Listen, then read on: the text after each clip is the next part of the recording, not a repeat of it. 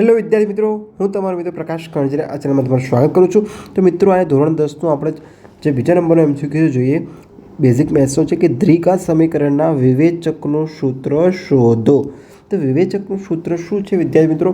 આપણને ખબર છે વિવેચકનું સૂત્ર શું છે? ડી બરાબર બીનો સ્ક્વેર બી સ્ક્વેર માઇનસ 4ac.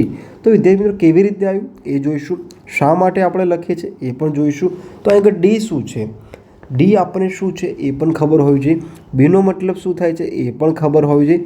અને એ અને સી પણ શું છે એ પણ ખબર હોવી જોઈએ. તો આપણે એને થોડું ડિસ્ક્રાઇબ કરતા જઈશું. તો હવે આપણે બધાના મૂલ્ય જોઈશું કે ડી બરાબર બી સ્ક્વેર માઇનસ 4ac કીધું છે. તો આપણે તમામ ડાયમેન્શન જોવા પડશે, કારણ કે વિદ્યાર્થી મિત્રો આગળ આપણે એમસીક્યુ સોલ્વ કરવાના છે. એમસીક્યુ સોલ્વ કરવાની સાથે સાથે આપણે શું કરવાનું છે, એનું રિવિઝન પણ કરવાનું છે. તો વિદ્યાર્થી મિત્રો જુઓ, અહીં આગળ શું કીધું છે? બી સ્ક્વેર માઇનસ 4ac કીધું છે. શું કીધું છે? B square minus 4ac. તો આની 3 કન્ડિશન હતી. 3 કન્ડિશન કઈ કઈ હતી વિદ્યાર્થી મિત્રો એ જોવાનો પ્રયાસ કરો. તો જુઓ, પહેલું શું હોય કે 0 હોય, શું હોય 0ની સમાન હોય. બીજું શું હોય કે 0 કરતાં વધારે હોય, વધુ હોય અને 0 કરતાં ઓછું હોય. બરાબર? ડીનું મૂલ્ય D is equal two D અને ડી.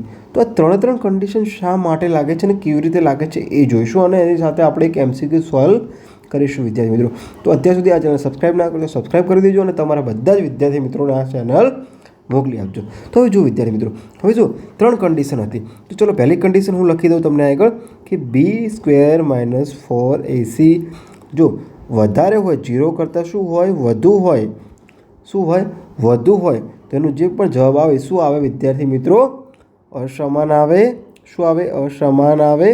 અને શું આવે? વાસ્તવિક આવે. શું આવે? વાસ્તવિક આવે.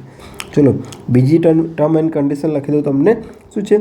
બી square minus 4ac is equal to 0 હોય, એટલે કે સમાન હોય, તો શું આવે છે એની ટર્મ એન્ડ કન્ડિશન? શું આવશે વિદ્યાર્થી મિત્રો? સમાન આવશે. શું આવશે? સમાન આવશે અને આર વાસ્તવિક આવશે. ચલો ત્રીજી ટર્મ એન્ડ કન્ડિશન લખી દો વિદ્યાર્થી મિત્રો, જોવાનો પ્રયાસ કરજો. શું છે? બી સ્ક્વેર માઇનસ 4ac જો એના કરતાં વધુ હોય, એટલે કે જો 0 કરતાં વધુ છે, 0 કરતાં નાનું છે, તો જો શું આવશે વિદ્યાર્થી મિત્રો? નાનું છે. તો નાનું છે તો શું આવે છે? શું આવશે વિદ્યાર્થી મિત્રો? કાલ્પનિક આવશે. કયું આવશે એ તમારે મને કોમેન્ટ બોક્સમાં જવાબ કહેવાનો છે. હું બેઠે બેઠું તમને બધું થાળીમાં આપીશ નહીં. તો આપણે પાસે 3 મૂલ્ય મળી કે અસમાન મૂલ્ય ક્યારે આવે અને સમાન મૂલ્ય ક્યારે આવે. હવે જો નાનું હોય તો એનો જવાબ શું આવશે વિદ્યાર્થી મિત્રો? એ તમારે મને કોમેન્ટ બોક્સમાં કહેવાનું છે.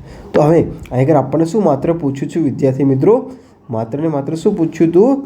આપણને પૂછવામાં આવેલો પ્રશ્ન એટલો જ હતો કે દ્વિઘાત સમીકરણના વિવેચકનું સૂત્ર શોધો. તો એનું સૂત્ર શું આવશે વિદ્યાર્થી મિત્રો? બી સ્ક્વેર માઇનસ 4ac. તો વિદ્યાર્થી મિત્રો આ ચેનલને સબસ્ક્રાઈબ કરી દેજો અને તમારા તમામ વિદ્યાર્થી મિત્રોને મોકલી આપજો.